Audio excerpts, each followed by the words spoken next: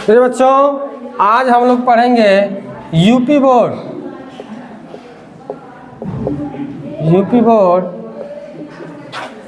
2025 का model paper 2025 UP board 2025 का model paper, जो 20 क्वेश्चन आपसे पूछे जाते हैं।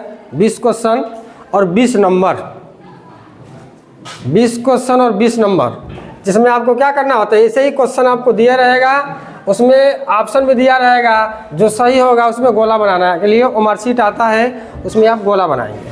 ठीक है। जैसे पहला प्रश्न है आपका, बाबू गुलाब राय किस युग के लेखक हैं? भारतेंदु युग, द्विवेदी युग, शुक्ल युग या शुक्लोत्तर युग?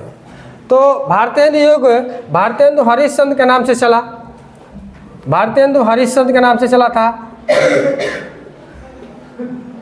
भारतेंदु युग भारतेंदु हरिश्चंद्र जी के नाम पे चला था भारतेंदु युग। द्विवेदी युग किसके नाम पे चला था? तो महावीर प्रसाद द्विवेदी के नाम पे, महावीर प्रसाद द्विवेदी, महावीर प्रसाद द्विवेदी के नाम पे चला द्विवेदी युग। और बाबू गुलाब राय इस द्विवेदी युग के ही लिखे हैं। शुक्ल युग आचार्य रामचंद्र शुक्ल के नाम पे चला था, रामचंद्र शुक्ल। दूसरा प्रश्न है, चिंतामणि किस विधा की रचना है? चिंतामणि पहले किसकी रचना है? चिंतामणि शुक्ल की रचना है। किनका है? रामचंद्र शुक्ल ने लिखा है चिंतामणि। क्या है? निबंध, कविता नहीं है, नाटक भी नहीं है और कहानी भी नहीं है। क्या है? निबंध है। अब आइए तीसरा प्रश्न है आपका, प्रश्न नंबर 3, गबन किसकी रचना है? तो सभी लोग जानते हैं, गबन, गोदान, मंगलसूत्र, मुंशी प्रेमचंद। गबन और गोदान भी है इनका, गोदान भी पूछ सकता है। मंगलसूत्र, मंगलसूत्र भी इनकी रचना है, जो अधूरी रह गई थी, उसको पूरा किया था इनका लड़का अमृत राय ने। अमृत राय, मंगलसूत्र अधूरा था मुंशी प्रेमचंद का, इसको पूरा किया था मुंशी प्रेमचंद का लड़का अमृत राय ने। आइए चौथा प्रश्न है, शुक्ल युग की समयावधि, समयावधि कब है शुक्ल युग? आइए देखते हैं। तो ये 1936 से 1947 तक चला था शुक्लोत्तर युग। शुक्लोत्तर युग चला था 1919 से 1938 तक। ये आपका क्षयवादी युग चला था, और इसी क्षयवादी युग को हम शुक्ल युग भी कहते हैं, शुक्ल युग भी कहते हैं। ओके। 1900 से 1922 तक कौन सा चला था? तो द्विवेदी युग चला था, द्विवेदी युग। और 1868 से 1900 तक कौन सा चला था? ये भारतेंदु युग चला था, जो भारतेंदु हरिश्चंद्र के नाम से जाना जाता है। नेक्स्ट क्वेश्चन है आपका, प्रश्न नंबर 5, नीड़ का निर्माण फिर किस विधा की रचना है? तो पहले जान लीजिए कि किसकी रचना है। हरिवंश राय बच्चन ने लिखा है नीड़ का निर्माण फिर। हरिवंश राय बच्चन, ये कौन है? तो अमिताभ बच्चन के पिताजी हैं हरिवंश राय बच्चन। इन्होंने अपनी आत्मकथा लिखा है नीड़ का निर्माण फिर। यानी जब इनके श्यामा बच्चन की मृत्यु हुई थी और वो गए थे, लाहौर से आए थे शादी करके, दूसरी शादी करके, तो उस समय इन्होंने लिखा था क्या? नीड़ का निर्माण फिर आत्मकथा। इसके पहले इन्होंने लिखा था निशा निमंत्रण। अपनी पत्नी की मृत्यु के बाद इन्होंने लिखा निशा निमंत्रण।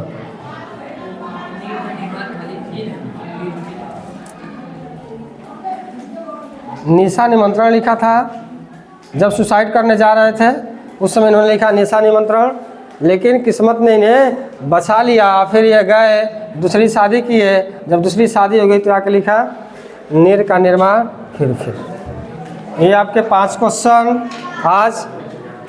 एक बात ध्यान दीजिएगा, इसमें जो भी ऑप्शन में आपको बताए हैं, जैसे भारतेंदु युग भी पूछ सकता है, द्विवेदी युग भी पूछ सकता है, शुक्ल युग या शुक्लोत्तर युग, इसमें आपको बता दिया शुक्लोत्तर युग कब से चला था, तो 1936 से 1947 तक। शुक्ल युग तो 1919 से 1938, इसको ही क्षयवादी युग कहते हैं। और द्विवेदी युग चला था आपका 1900 से 1922 तक। भारतेंदु युग चला था 1868 से 1900 तक। नीर का निर्माण आपको बता ही दिया, आत्मकथा हरिवंश राय बच्चन ने लिखा है, ठीक है। हरिवंश राय बच्चन ने और भी लिखा, मधुशाला, मधुबाला, मधुकलश। यहाँ देख लीजिए, मधुशाला, मधुबाला, मधुकलश, मधुशाला, मधुबाला, मधुकलश, ये हरिवंश राय बच्चन की रचनाएं हैं, मधुशाला, मधुबाला और मधुकलश।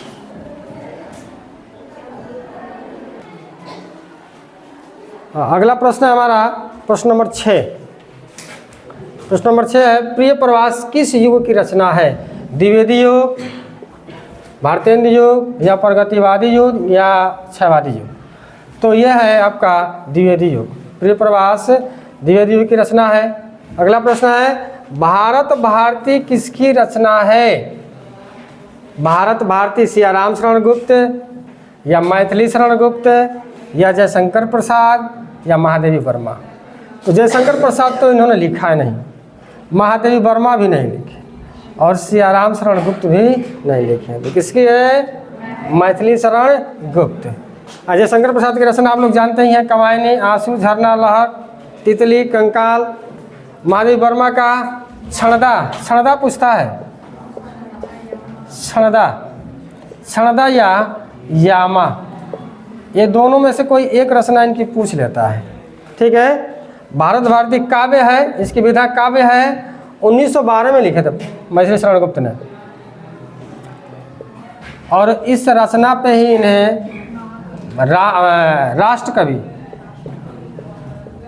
राष्ट्रकवि की उपाधि मिली थी। महात्मा गांधी ने इन्हें राष्ट्रकवि 1932 में इन्हें राष्ट्रकवि बताया गया। उपाधि मिली थी 1932 में इन्हें राष्ट्रकवि की। अगला प्रश्न है आपका, आधुनिक काल कब से कब तक है?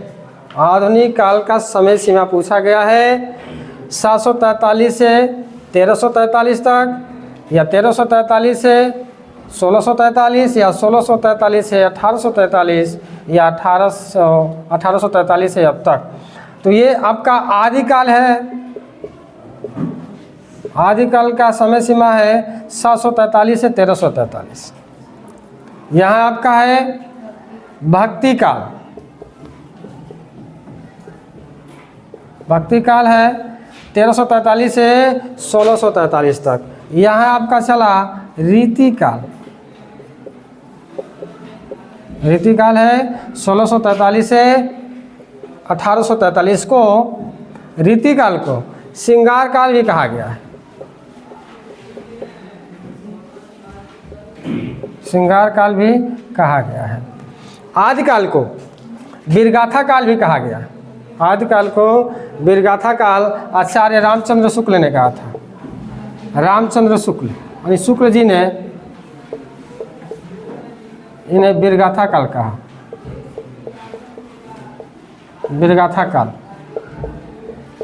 और आदिकाल नाम किसने दिया था? तो हजारी प्रसाद द्विवेदी ने। हजारी प्रसाद द्विवेदी ने इस काल को आदिकाल कहा था।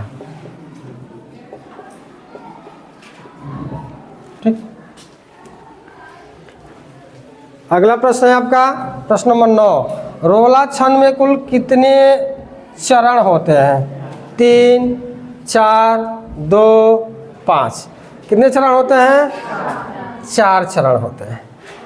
अगला प्रश्न है आपका आकर्षण शब्द में उपसर्ग पूछा है। आकर्षण में, ठीक है। तो कर्षण ये आपका एक शब्द है जिसमें आ उपसर्ग लगा हुआ है, तो हो गया है आकर्षण। आ उपसर्ग लगने से इसका अर्थ बदल गया है, ये हो गया है आकर्षण। ये आपके 10 क्वेश्चन पूरे हो गए, बाकी अगले पेपर। ओके।